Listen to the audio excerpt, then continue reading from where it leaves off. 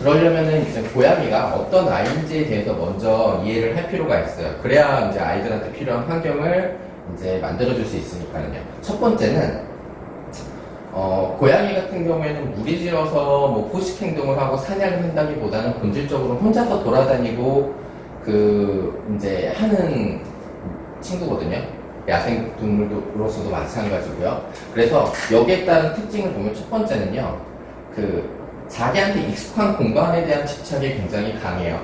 그래서 이 얘기는 반대로 얘기하게 되면은 익숙하지 않은 공간에 대한 적응력이라든가 좀 그런 것들이 떨어질 수밖에 없어서 불안감을 좀 많이 느끼게 될 수밖에 없고요. 두 번째 같은 경우에는 낯선 상황이나 불안한 상황에 처하게 됐을 때 고양이들은 대개 두 가지 정도의 반응을 보여요. 가장 먼저 나타나는 반응 같은 경우는 회피하고 도망가려고 해요. 그래서 그런 거 보셨을 거예요. 큰 소리가 난다면 아이들이 거기에 가서 뭐 공격을 한다든가 하는 그런 반응보다는 어디 구석에 가서 자꾸 숨고 하는 반응을 보이게 되고요.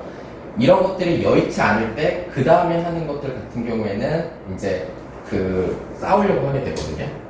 그러니까 그런 식으로 보이기 때문에 아이들한테는 이따가 설명이 나오긴 하겠습니다만 환경 내에 자유롭게 숨을 수 있는 편한 장소들이 확보해 놓는 것들이 굉장히 중요하다고 보시면 되세요.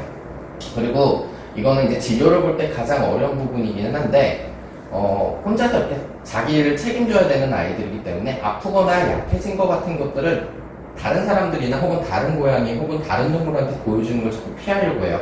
그래서 이제 자그마한 변화라든가 이런 것들을 보호자님들께서 인지를 하시는 게 가장 중요하다고 보여지고요. 그리고 두 번째 특징 같은 경우에는 뭐 서열관계라든가 혹은 협력을 한다든가 내지는 같이 지낸다든가 하는 이런 사회적 관계망들이 예컨대 가장 이제 사회적 동물로 알려져 있는 인간이나 내지는 뭐 늑대나 강아지들보다도 많이 떨어지는 유연한 관계를 가지게 된다는 것들이고요. 그래서 이 사회 시스템 같은 경우는 그 공간 내에 영역 내에 자원의 수가 그리고 위치가 어디에 있느냐에 따라 영향을 많이 받아요. 뭐 예컨대 그 공간 내에 자원이 충분하다 라고 하면은 사실 이런 경우 같은 경우는 모여서라도 충분히 좀 도움이 될 거예요. 아이들한테. 그런 경우에는 군집 생활을 하기도 하고 경우에 따라서는 수컷은 아니긴 합니다. 암컷 같은 경우는 공동 육아를 하기도 해요. 다만 자원 내가 충분치 않다라고 하면은 영역을 넓혀서 이제 넓은 공간에 소수의 아이들이 사는 식으로 이제 서식을 하게 되고요. 이거 같은 경우는 그 사회망을 형성이 됐을 때 이제 그룹 안에 있었을 때 그 아이들끼리 하는 행동들을 말을 하는 거예요. 많이들 보셨을 거예요. 서로 그루밍해주고 서로 얼굴이나 꼬리 같은 걸 비비는 형태들 이런 행동들을 하면은 같은 그 그룹 안에 있다라고 봐주시면 좋을 것 같아요. 친숙한 걸로.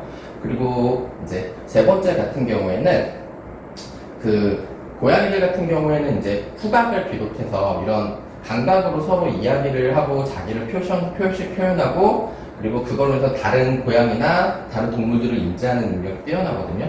그래서 제일 대표적인 것 같은 경우에는 턱이라든가 내지는 꼬리라든가 발 패드 쪽이라든가 그런 쪽에서 저런 분비샘들이 있어서 자기 냄새를 묻히고 마킹하고 자기를 이제 드러내려고 해요. 그래서 이제 이거를 이용해서 이제 사람들이 아이를 편안하게 만들려고 하는 대표적인 것들은 고양이 이제 합성 페로몬들 이런 걸로 인해서 아이를 편안하게 좀 만들려고 하는 것들이 있어요. 그래서 이런 것들이 이제 좀 다른 동물과 다른 고양이의 특징이라고 봐주시면 좋을 거고요.